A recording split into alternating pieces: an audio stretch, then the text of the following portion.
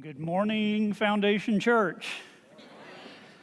It's an honor to be asked by Scott to be here this morning. 15 years ago, and as some of you know, I've spoken here many times before. 15 years ago, I could start by saying, it is great to be in the church with my favorite pastor. Because there was no internet, there was no live stream, there was no YouTube. Well, now at the risk of offending the other 271 church clients of First Bank of Owasso, I'll just have to say it's great to be in one of my favorite churches with one of my favorite pastors. As Scott said, we have known each other for 22 years. He is a dear friend, and we have come to know each other very, very well. Scott knows me very well. For the past 20 years, about every 6 months, we would meet at least my favorite restaurant, I don't know about Scott's, at White River Fish Market in North Tulsa, and we would just renew our friendship. And there were lots of things to talk about. In the early 2000s, I was a newly minted elder at Freedom Church in Owasso, and Scott was my go-to resource for all the questions that pop up in elder meetings that you were never taught about in church. Like, can you officiate a wedding of two non-believers? Can you officiate a wedding of somebody who's been divorced without biblical grounds? Can you just have a communion table laying over here on the side like Life Church does? Is that biblical? I mean, all these things that are never taught in church, Scott was my resource for that. We also shared information and advice on our families. Collectively, mainly as a result of our two wonderful wives, Kim and Shirley, we have collectively raised 6 very imperfect children. Now, I know that yours are perfect, ours were not. And so there was always advice that I would seek Scott about for situations like, how could I best describe this, Anna? Opportunities for personal growth and development. And Scott was so. So over these years, I came to know Scott as an unbelievable man of faith. And Scott knows that my faith is not as strong as his. So I would be one of the last people that Scott should ask to come speak about faith. As we would sit down at White River Fish Market, and my favorite server, Hazel, would bring our ice waters if she brought each of us an ice water that is half full. Scott would immediately begin thinking, oh yeah, a delicious glass of ice water. And inside he would be having a Pentecostal moment. Thank you, Jesus, for this ice water. I would immediately go, there's something wrong here. We've got a problem. In my mind, we'd begin racing to figure out what the problem was that my ice water was only half full. That's my personality. And I come by it honestly, okay? I spent 14 years practicing law, now 24 years being a banker. So I've had 38 years of people just lying to me, telling me that God sent them to me and I was supposed to give them some money. I've just seen all these terrible things happen to really good people. So my personality is just, okay, let me check this out. I don't have Scott's faith. But I quit comparing myself to Scott a long time ago. And all of us should too, because when you compare yourself to someone, you either begin feeling inferior or superior. And neither one of those are very good. So in March, after not having seen each other for over a year and a half, because I was a super strict COVID person, did not get out, did not visit a client, did not have lunch with anyone, Scott and I met at White River Fish Market in late March. And we sat down, and after catching up on Alexander and Grace Ann and my kids and Kim's job and what's going on, towards the end of the conversation, he says, I have an ask for you. I said, okay. So he said in June and July, we're going to have a sermon series, and we're going to focus only on Hebrews, and I would like you to come speak. And I'm thinking, Hebrews? That's the book we don't even know who wrote it, right? And so then I said, it takes a lot of faith to even get that Hebrews ought to even be in the Bible, right? Just some anonymous letter shows up, oh, God inspired. So then I go, okay, what's the subject? And he goes, faith. They say God has a sense of humor. Your pastor has a sense of humor, let me tell you.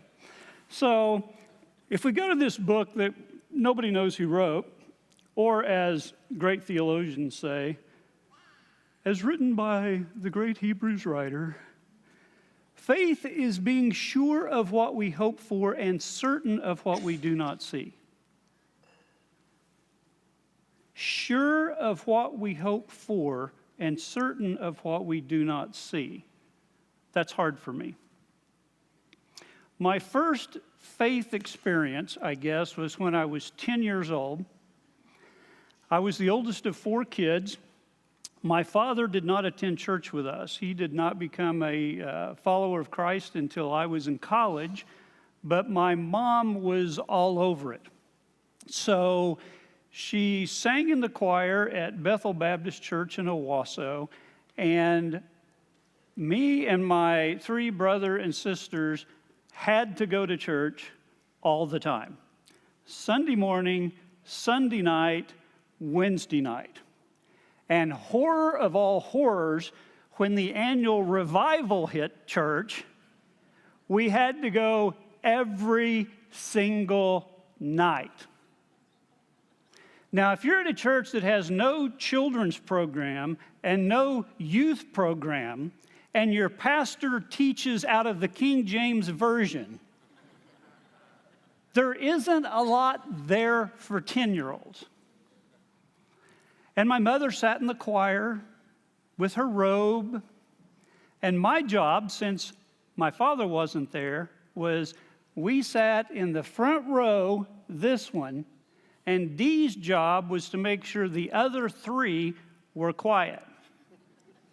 My mother sat in the choir, and the choir stayed up there the whole time back in those days with their robes, and my mother always carried a purse, and in the purse was a belt. I was there the day she got out of the choir in the middle of service, walked down, grabbed my brother, and took him out in the hallway, and then walked back and jumped back in the choir like nothing had happened. So with my mind focused on keeping 3 kids under the age of 10 quiet on the front row, and a pastor teaching out of the King James Version to adults, here's what I heard. There was an adult man swallowed by a fish. Not a whale, because that would be a mammal, a fish. There were 3 guys thrown into a pit of fire. One guy was thrown into a lion's den. One brother in the first family of history killed his brother. A teenager with only a slingshot was sent into battle to fight a giant. A lady took some advice from a talking snake, and all hell broke loose. Number 7, a flood that wiped out the entire human population except for one family. Lots of people begatting each other. And then the good guy comes, and he's beaten to within an inch of his life and then crucified. And the disciples of the good guy abandon him. And then the greatest wrap-up story of all time, a whole bunch of wild, ugly beasts invade the earth, and there's so much death and killing that the blood is flowing to the horse's bridle. I lived on a farm. I knew how high that was. There's nothing about any of that that would cause a 10-year-old sitting on the front row of Bethel Baptist Church to say, ooh, I want a piece of that. Yeah, where do I sign up for that? but also being a Southern Baptist church. Oh, by the way, let me throw in, if your children's program and your youth program consists of your kids sitting in a Sunday morning worship service, hearing the same sermon out of the King James Version that's meant for mature 50 and 60-year-old believers, you might be doing it wrong. As John Maxwell would say, just a thought.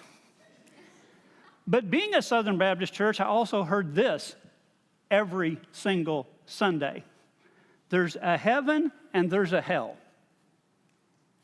And in hell, it's a pit of fire where souls burn for eternity. There's wailing and gnashing of teeth, and there's crying out for a drop of water, and there is none.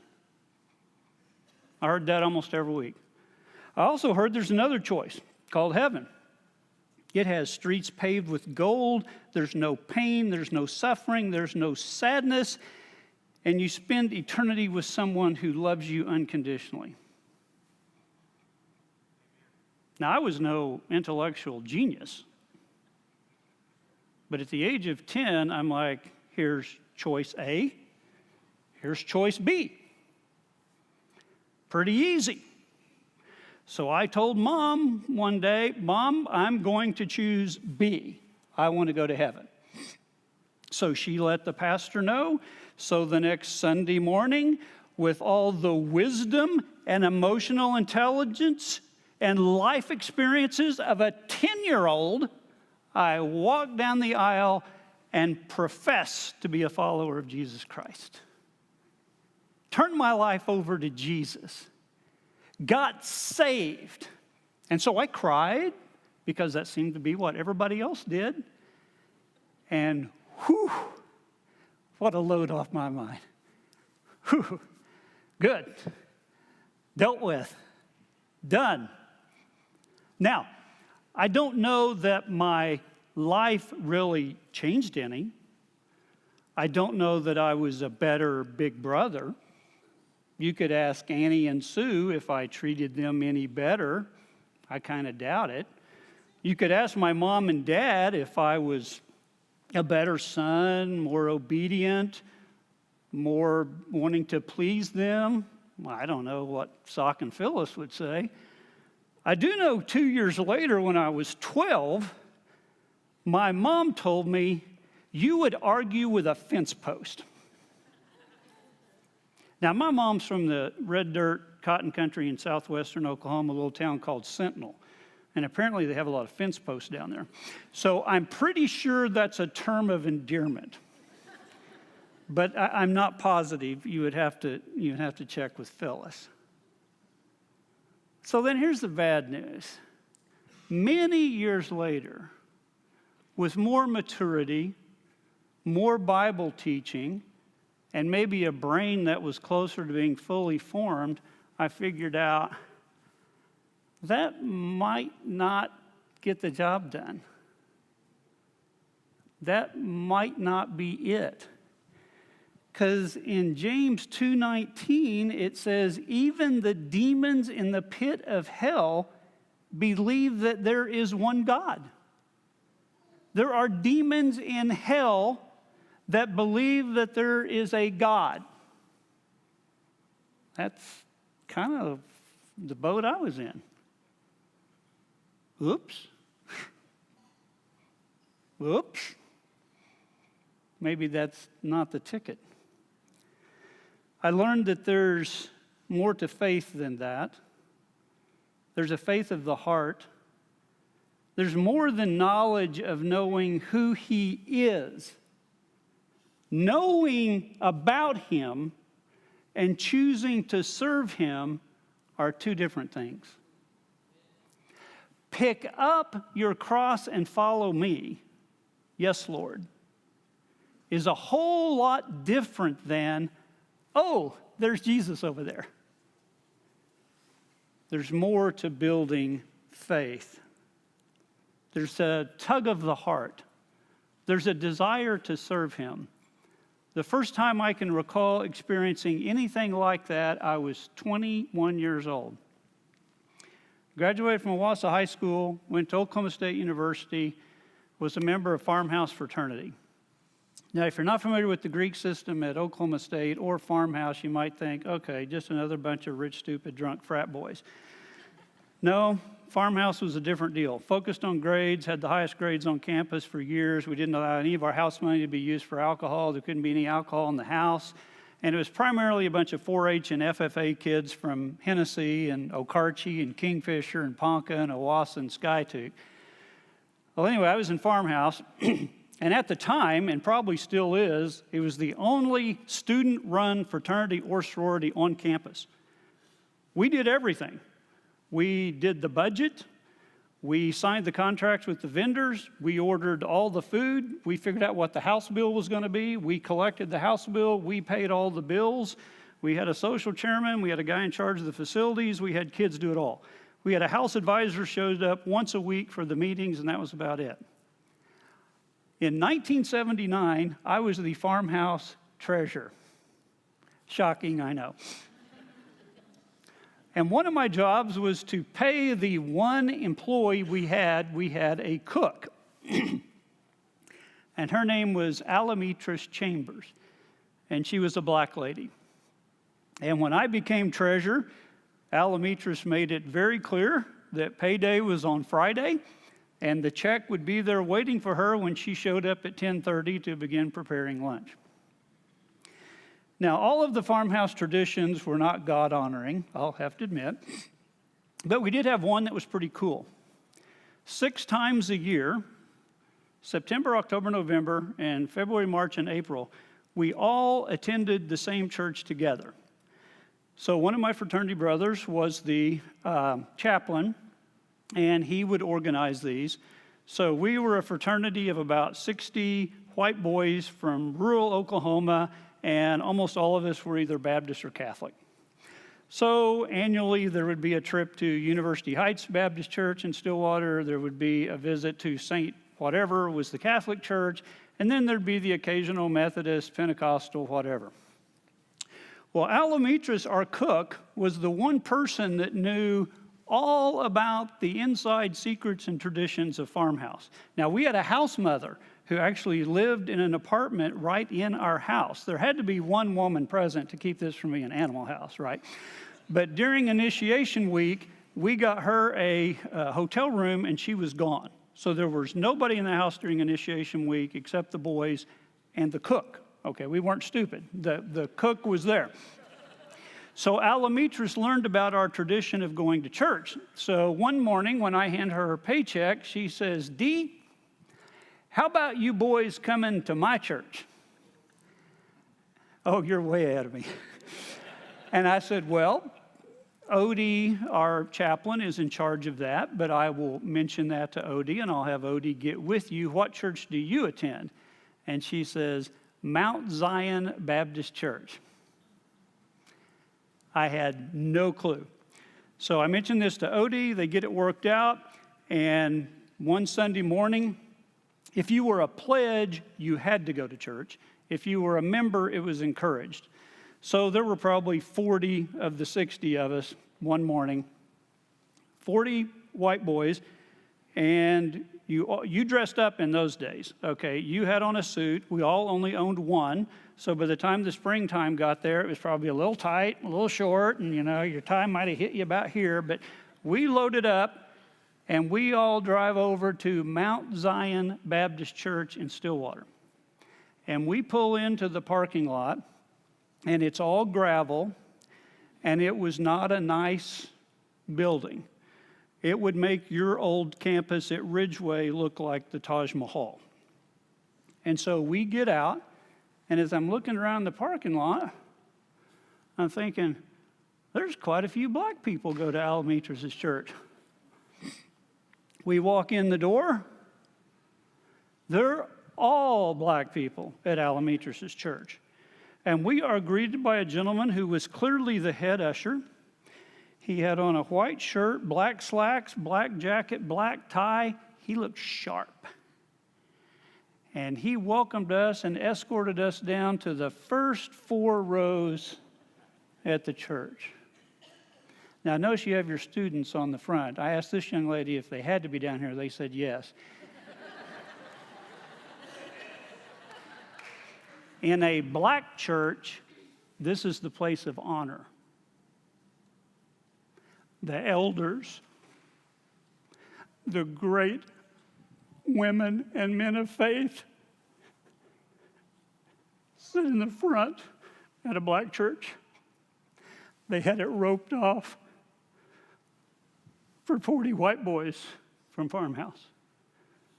They handed us a worship folder. Back in those days, you had real worship folders that had all the songs that were going to be sung and the hymn number so you could figure it out and the whole thing. And right there it said, "We are pleased to welcome the men of Farmhouse Fraternity." There aren't any boys in college. They got it right. The men. Farmhouse is spelled with a capital F and a capital H, even though it's one word. They spelled it exactly right. "We are pleased to welcome the men of Farmhouse Fraternity, where Sister Alamitris works." Pastor gets up during the welcome. He recognizes us, said how proud they were to have the men of Farmhouse visit Mount Zion Baptist Church. And then the worship started. You talk about a bunch of Baptist and Catholic boys that had never been in a worship service before. We were in one. And they were shouting and dancing and they were praising God. And this is the thing that struck me. They were happy to be there. I had never been happy to be in a church. Let me just be transparent with you. I was 21 years old. Thank God my mother wasn't in Stillwater and I didn't have to go to church when I was in college. And I was at Mount Zion Baptist Church and they were happy to be there and they were praising God and it was a different experience. And when it was over, you can't believe the number of women that came down and was hugging on us. And they had very colorful outfits. They dressed beautifully and they had beautiful hats. And they all smelled good. And by the time I got out of that church, I smelled like I had been to the Dillard's perfume testing counter. And I had lipstick on my lapel. And they invited us all back. Please come back and visit us.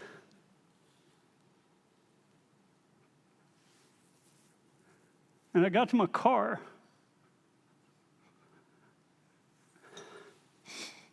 And I thought, how in the world can I feel like I was closer to God at Mount Zion Baptist Church than I was at mine? How could I feel like I was more welcomed and loved at that church than I was at mine? And I just thought, as a kid, I thought, I wish they had a church like mine. But what I was really saying was, I wish they had a building like mine. Oh, they had a church. They had a church. They just didn't have a building like mine. And I remember thinking, and I don't know if I heard from God, it's been too long ago, but I clearly felt in my heart at that moment, driving back on a Sunday morning, God, if I am ever in a position to help black churches, I am available. I had no idea how that would ever come to pass.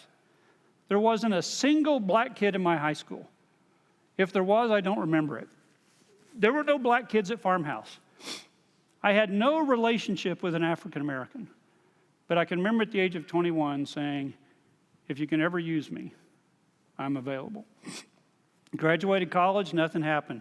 Went to law school for 3 years, no interaction with African Americans. I think there were 2 in my class.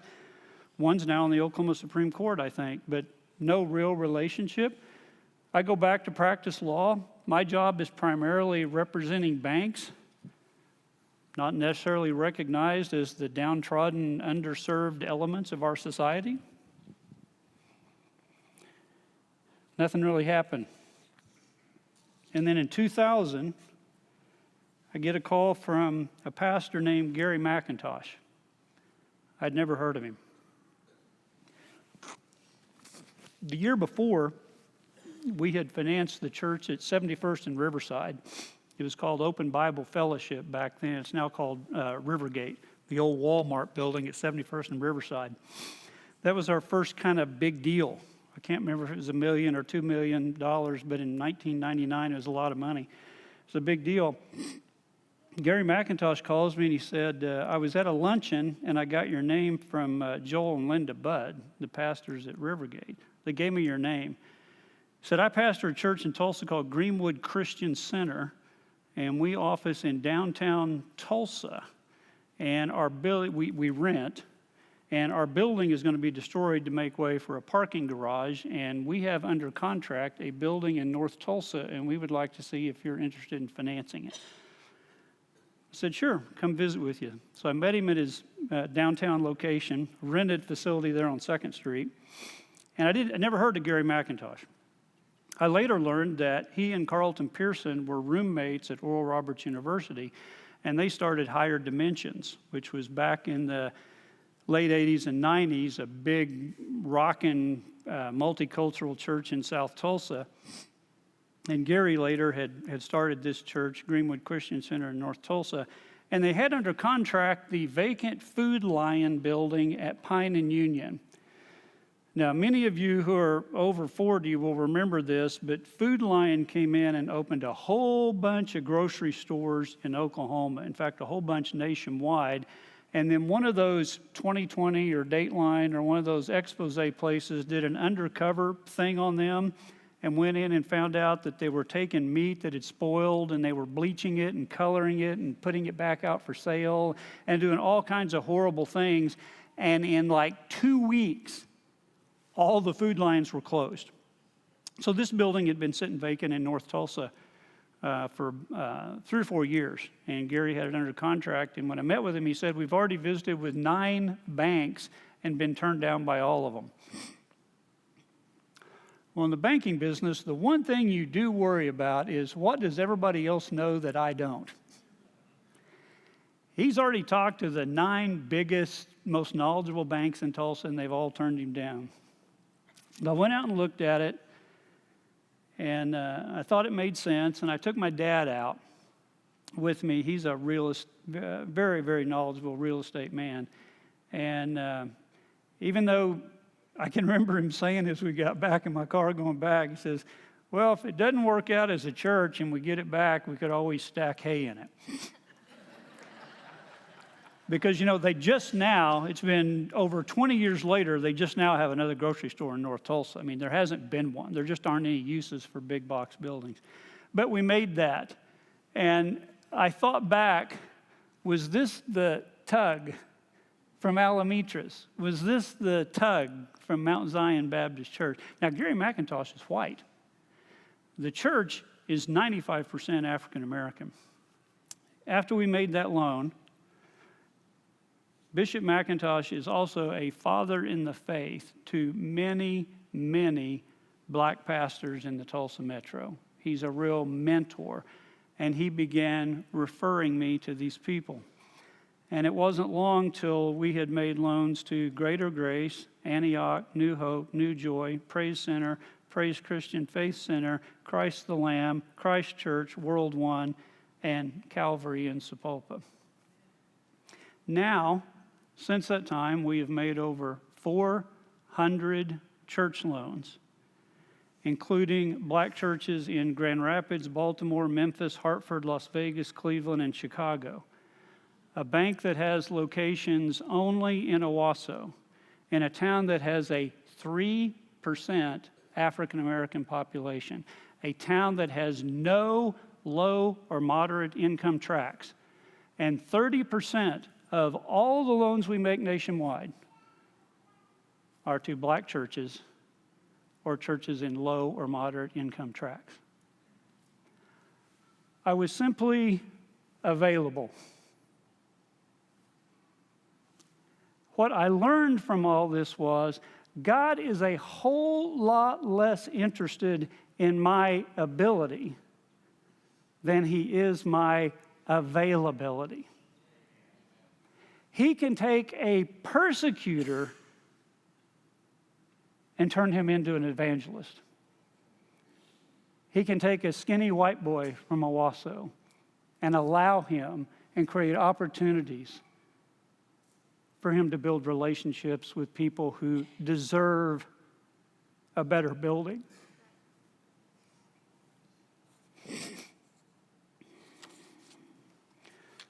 My second faith moment happened the same year, in 2000. By this time, I was an ordained elder at Freedom, and my pastor and I, Andrew Rankin, had a standing lunch engagement every single Wednesday. We would have lunch and visit about the things like Scott and I would, only more church-related. And one thing I learned out of this is never approach a pastor on Sunday morning with some idea or some question you have. Okay, their mind is on preaching. Hit them up on Monday or Wednesday. So Wednesday was our day. Andrew had told me, he was 34 or 5 at the time, that he was in a young mentoring group with a group of young pastors who were being mentored by Bob Green, who was then the senior pastor at Arrow Heights Baptist Church in Broken Arrow. And by this time, our church lending at the bank had just exploded. We had financed about 8 or 9 churches in Owasso. It had really taken off. And I asked Andrew, I said, do you have any of your pastor friends that you're acquainted with that might be thinking about a building or in a building program? And he said, yes, I do have one. Ridgeway Baptist Church, Scott Hamilton's in my group, and they're either working on a building or thinking about a building or something. And I said, well, would you mind giving me Scott's phone number? So, of course, he gave me the phone number. I called Ridgeway Baptist Church, and shockingly, the receptionist, and I forget that wonderful lady's name who was here. Who? Bessie, thank you, yes. She immediately put me in to the pastor, which is not common. So the pastor actually gets on the phone. I said, you don't know me at all. I'm a banker in Owasso. I'm an elder at Andrew Rankin's church, and he gave me your name, and we do church financing, and I heard you were thinking about building a building, and I'm positive you probably already have financing in place, but in the unlikely event you don't, I would be interested in visiting with you. And he says, we don't. When can you come over? So I come over, meet Scott, and I think Melvin Schultz, and maybe Hank Johnson, and some of that original crew, and got the whole proposal, and you need to borrow $2.1 million. And we came out and looked at this land, and I evaluated the financial statements. Larry O'Neill was the administrative pastor or executive pastor or whatever we call Larry.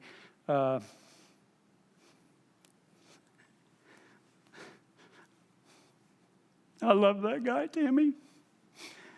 He's very instrumental in this building being here. So anyway, we met and came out and looked at the property and got to study the financial statements, and you could afford about $900,000. That was the top. So I'd already studied it, and I decided I was calling Scott the next day to tell him that we just wouldn't be able to help you. Well, that night I'm mowing pasture. Shirley and I live on about 40 acres, and I probably brush hog about 5 or 10 of it. And at the time, I had an old Ford 600 that was a World War II model that had one of those metal seats without a cushion that you sat in, and no power steering, no shocks. So I'm out there, and the land out where I live is kind of pity because there's a rock crusher at 66th Street in Tulsa, and every time they blast, it kind of unsettles the earth, and anyway, you don't have a beautiful level pasture in Owasso, Oklahoma. And so I was just bouncing along, and noise, couldn't hear, and I was thinking about this deal. And for some reason, I really liked Scott, and I just felt a connection there. And literally, for the first time in my life, I thought I actually heard from God. And I heard him say, I've sent you all the good business deals. Will you do a kingdom deal? Yeah, all these other ones were pretty good business deals. This one didn't make a lot of sense from a business standpoint. But I thought I heard from God. Well, I don't make decisions based on Dee alone hearing from God. So I called Scott. I knew the only way this was going to happen is if I brought several members of my board out here. because there was going to have to be several people on board loaning $2.1 million to a church that could afford $900,000. And I called Scott and I said, could we set up a visit next week, or I could bring some of my board members out to kind of meet your team and see the property and just get a sense of where God is in this. And he says, sure, we'll set that up for next Tuesday. He said, now I won't be here. I'm going to be out of state for the whole week. And this deal really couldn't wait. But Larry O'Neill will have it set up. We'll have a little presentation for you, and we'll take your and I'm like, oh, dear Lord. I'm bringing a board out to see if we can loan $2.1 million to somebody that can afford $0.9, and the pastor isn't even going to be there. Now, I've always heard about equipping the saints to do the work. I just hadn't really seen that in action, where you actually have a pastor that has equipped people to do the work. So my dad, my sister Annie, my sister Sue, and our former president, Alan. So we had 5 of our 8 board members. We drove out here to your old Ridgeway campus, and we went in, and I don't remember if I was inside the church on the first visit. I seem to recall I met Scott in a big van y'all had. But we walked through the auditorium to get to a conference room there at Ridgeway. And I'm walking through there, and not to put your facility down, but it wasn't great. Okay.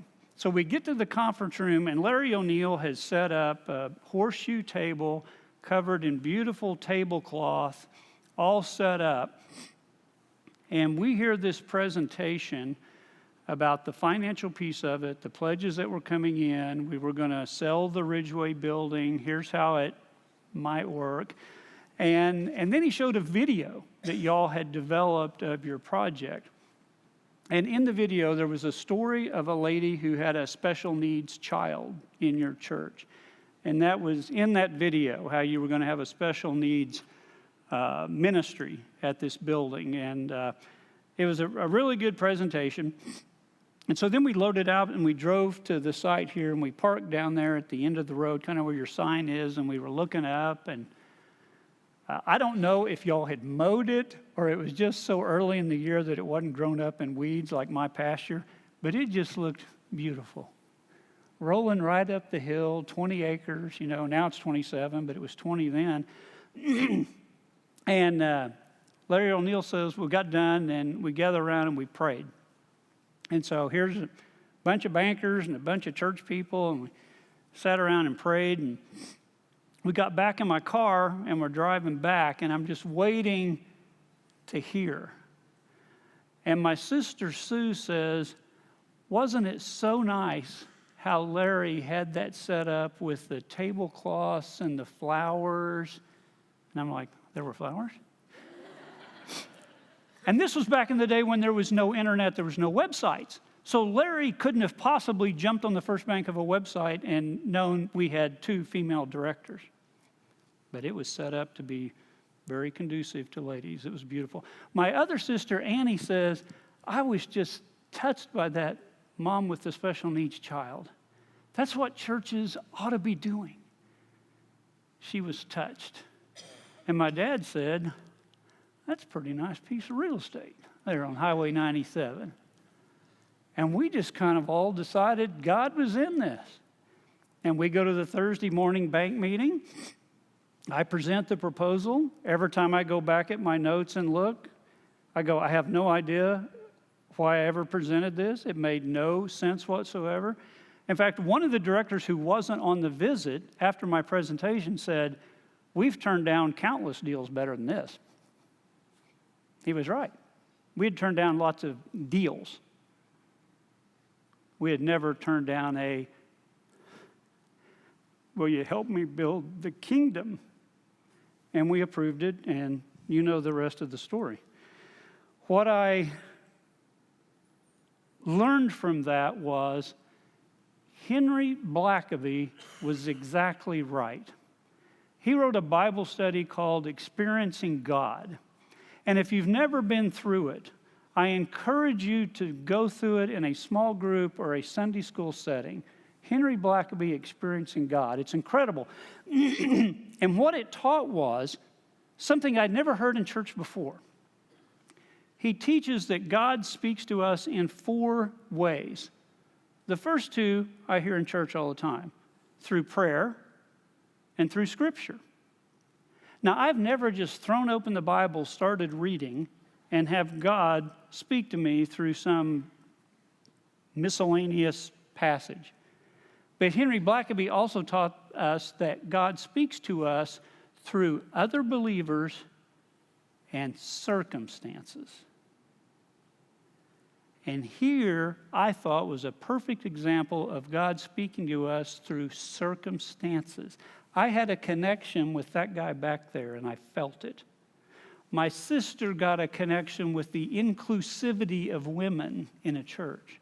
Another sister heard from God through a special needs program. And my dad saw 20 acres that God had created for a church. How does God speak to us? Sometimes these faith moments take a minute or a long time. In Hebrews 11:39, it's after reciting many great examples of faith, it says, "These were all commended for their faith, yet none of them received what had been promised." God had planned something better for us. Sometimes generations don't even get to see the fruit of their faith. The vision is so big and the project so powerful that it takes generations, years and years. One of the great things about me being married to Shirley, and there are many, is she loves to travel. And when we have gone all over Europe, we have visited so many of the great churches of the world, great buildings of the world. And just hearing about them, it's amazing that you just know that would have never happened in the United States today. Like the Notre Dame Basilica in Montreal was started in 1642. It was finished in 1829. It took almost 200 years to build this church. How many people in America would sign up for, we're going to start a building program here at Foundation Church, and in 2314, the fruits of our labor will come to fruition. Notre Dame Cathedral in Paris, started in 1163, finished in 1345. Duomo di Milano in Milan, Italy, started in 1386, finished in 1965. Some things take a minute. Shirley and I visited churches that were built out of wood that were made from trees that had been planted for that purpose. They got together and said, we're going to build a church, so let's go plant the trees. How long would that take? There was one really cool church that had all wooden pews, and at the end of each pew, carved into the pew, was a face of a biblical character. So you're walking down the aisle, and there's Peter, and there's Paul, and all that. Talk about the old, you're sitting in my pew. I mean, can you imagine Peter walking down? Hey, you're in my pew. My face is right there on it, So it takes a minute. So going back to my Greenwood story now for a minute. In about 2014, they changed their name to Transformation Church, and they turned the leadership over to a young black man named Michael Todd. Now, I had known Michael. He started there as a sound tech. He has no college education, no seminary training, and he became Bishop Gary's young adults and youth pastor. And he was dynamic, and he grew their youth program and young adult program. And in 2014, they turned the senior pastorship over to Michael. I think he may have been 33 at the time, very young, maybe 30. And you would have thought a church that was 95% African American, who was led by a 60-something white guy, would just explode when he turned it over to a 30-something young charismatic black man. Well, it didn't. Like any pastoral change, there are people that are going to say, I don't like the new guy. Let's just say we transition from Scott to Rob. Scott retires. And Scott is a great preacher. I've watched him online. He could be the greatest guy around, and there will be some people going, well, I just miss Scott. I think I'm going to leave. Well, no. Scott didn't go somewhere else where you can follow him. He retired. Well, I know, but it's not the same. Well, it wasn't the same at Greenwood. Few people were jealous, some people left, and all of a sudden, instead of having a church of 600 or 700, you had a church of 400 or 500. During this down moment, and Michael Todd has publicly told this story many times, God spoke to him on March the 9th, 2015, less than a year after he took over. He was in his daughter Bella's room, and Michael heard God tell him that you will own the Spirit Bank Event Center in Tulsa. You will convert it to a state-of-the-art worship facility. There will be a kids zone and draw kids from all over the world. You will be in abundance and the building will be paid for. You will have internships year-round. You will be filled 3 times over on weekends. It seats over 4,000. There will be major secular events. We'll pay to be there, and businesses will be started. Now, Michael didn't tell this to anyone other than his wife, Natalie, Bishop Gary McIntosh, and his parents. Bishop and Michael drive out to the Spirit Bank Event Center, and depending on whose version of the story you listen to, either the doors were open and they walked in, or they broke in. And in the lobby of the event center, they took a picture of Pastor Michael there holding out his arms in 2015. Now, this building wasn't for sale. Now, let me tell you, the building was not for sale. Transformation did not have the down payment for the church. And even if they had the down payment for the church, they could not have afforded the payments. In fact, at that time, it's possible if the building had been given to them, they couldn't have afforded the insurance, the utilities, and the maintenance. But Michael Todd believed that's where God will have us go. By this time, in 2018, they had began to grow. They were doing 3 services and running over 1,000. And if you tried to go to one of their services at Pine and Union, the line backed up all the way past the Tisdale Expressway to get in. On August the 30th, of 2018, an acquaintance of Pastor Michael's calls him and tells him, I have heard from God and I believe the event center is to be yours. Michael hadn't told anybody about this. This friend of his in 2018 go out there with a video camera in the parking lot, and take a video of those two recounting this testimony with the Spirit Bank Event Center in the background. Wasn't for sale, couldn't afford it. Michael had engaged a realtor because they were looking for another site, and they had toured 12 or 15 other buildings in the metro. Michael didn't like any of them. He finally told the realtor, I'm not looking at another building. When you bring me the event center, we'll buy it. Otherwise, I'm not doing anything. On August 13, 2019, we closed. Transformation purchased the event center for $10.5 million. It was paid in full in December of the same year. Last year in 2020, they bought all 7 of the retail and office buildings between the event center and Memorial. He's running tens of thousands online. They've been closed due to COVID and have still not reopened. While they are closed, they have remodeled the entire event center. They have production facilities, new lights, new cameras, new everything, and have soundproofed the whole wall to keep the neighbors in Bigsby from complaining about the sound.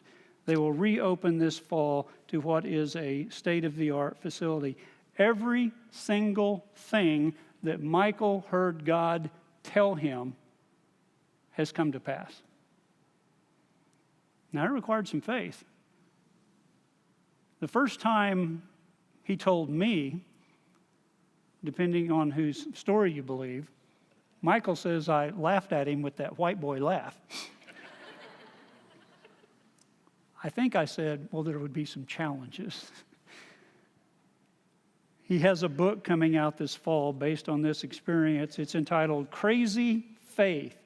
It's only crazy until it happens. It's only crazy until it happens. Michael says, what is considered crazy in one season is counted as faith in another. Sometimes God gives us a vision that requires great faith to last through many seasons to see the fruit. He only had to wait about 3.5 years for his faith to come to fruition. It was about 21 years for that little inkling I got in my heart for God to use that. Sometimes it takes years and years and years. There are people in this room today who have had a vision for over 20 years that has not come to pass yet. They have faith that it will come to pass. I heard all about it 20 years ago. I heard it from Scott Hamilton and Melvin Schwartz and Hank Johnson and Ted Dobson and Larry O'Neill and many, many others. Every time I pull into your driveway, I see it. In fact, if those doors were open, you could almost see it right out there. The vision for an educational building, a vision for an 800-seat auditorium. These men all have the faith that God has called them to a church that will minister to 1,000 people a weekend in Sapulpa. In fact, Rob, maybe you can help us out so you won't have to. I'm not a really. I have to see something. You see, you're not in a worship center. You're in the gymnasium in the kids' building. And right down the hill a ways is the educational building. And right down there at the bottom, where a group of bankers and church people prayed 22 years ago, is an 800-seat auditorium. Let's put the camera on that so we can see that.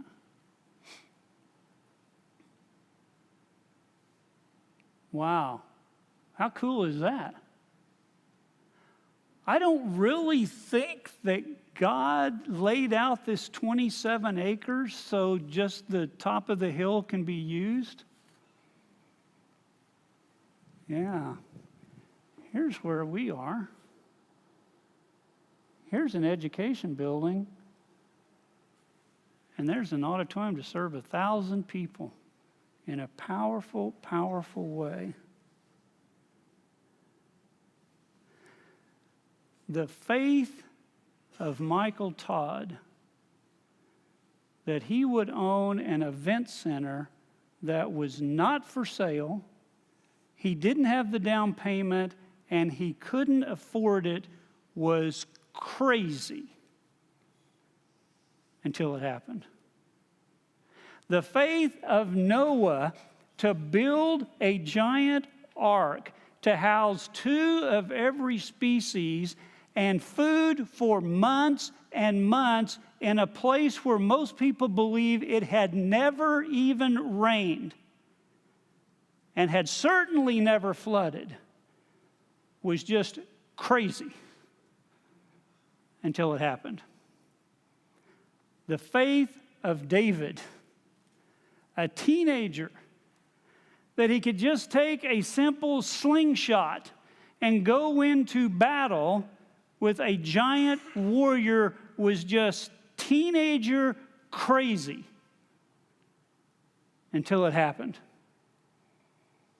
The faith of Scott and Ted and Larry and others that there would be a vibrant church on this hill serving 1,000 people a week in Sapulpa is just crazy faith until it happens.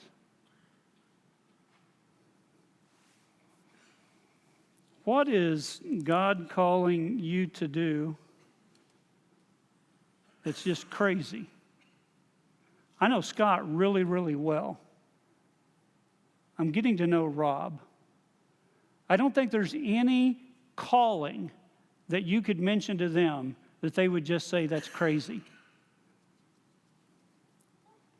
In the interest of transparency, I will tell you this morning is the first Sunday morning worship service in any church I have attended since the third week of February 2020. I preached the opening sermon of a stewardship series for a client in Shreveport, Louisiana on the third week of February last year. And about 3 weeks later is when the cases started popping up in Oklahoma and I shut her down. I haven't been back. I have not been very available. I think there's some people watching online right now that have not been real available. There's some people sitting here in this room that are physically available, but spiritually unavailable. What can you do to make yourself available to this church to help fulfill the vision that has been carried by over 20 years? I think it's powerful. What does God need you to be available to do? And just like Scott asking me to speak on faith, it's not my comfort zone. It's not my strength. But Pastor Craig Groeschel says you can never fulfill your calling in your comfort zone. How can you make yourself available to Foundation Church to fulfill a great vision? Let's pray. Father, thank you for this day. Thank you for this concept of faith. Thank you that we can grow to understand that it is an evolving piece of our character, that our relationship with you grows and develops, and we're all at different places in our faith walk with you. But we know that you can use every single one of us, from the 10-year-old that makes a head decision to a mature believer that listens to their heart. Father, I pray that you will open our hearts to sense your calling, that our ears would be open to hear your calling, so that we can make ourselves available to your service, so that one day we too can hear, "Well done, my good and faithful servant." Amen.